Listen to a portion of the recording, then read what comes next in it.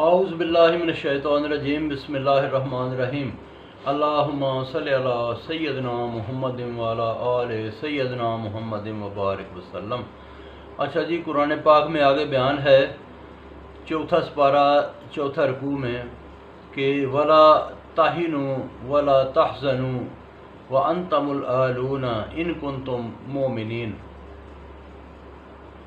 یہاں پہ اللہ تبارک و تعالیٰ نے دو چیزوں سے منع فرمایا کہ سستی نہ کرو، نمبر دو غم نہ کرو۔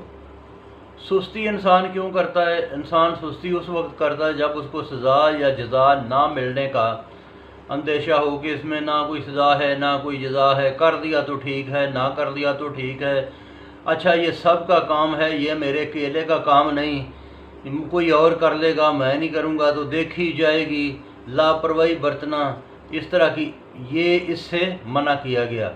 اور خاص طور پہ اس کو جہاد کے بیان میں یہ آیت نازل کی گئی اور اس کو بتایا گیا کہ خاص طور پہ کہ جب کہیں پہ کوئی مارکہ جو ہے نا حق و باطل پیش در پیش ہو تو پھر بالکل بھی بندہ سستی نہ کرے اور غم نہ کرے۔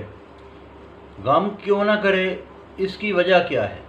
اس کی وجہ یہ ہے کہ کوئی بھی چیز دنیا میں جو ہے نا وہ پکا نہیں ہے، مستقل نہیں ہے، ہر چیز ختم ہو جانے والی ہے۔ جس طرح سے انسان کی زندگی ختم ہو جاتی ہے اسی طرح سے غم ختم ہو جاتے ہیں، خوشیاں ختم ہو جاتی ہیں، جو اچھے برے وقت ہیں سب گزر جاتے ہیں۔ تو یہ ہے کہ انسان اللہ تعالیٰ کے اوپر بھروسہ کرے، جس طرح سے اللہ تعالیٰ نے کہا اس طرح سے کرے تو اللہ تبارک و تعالیٰ اس کے کام میں برکت ڈالتا ہے۔ تو باقی پھر سناؤں گا جی، بہت شکریہ۔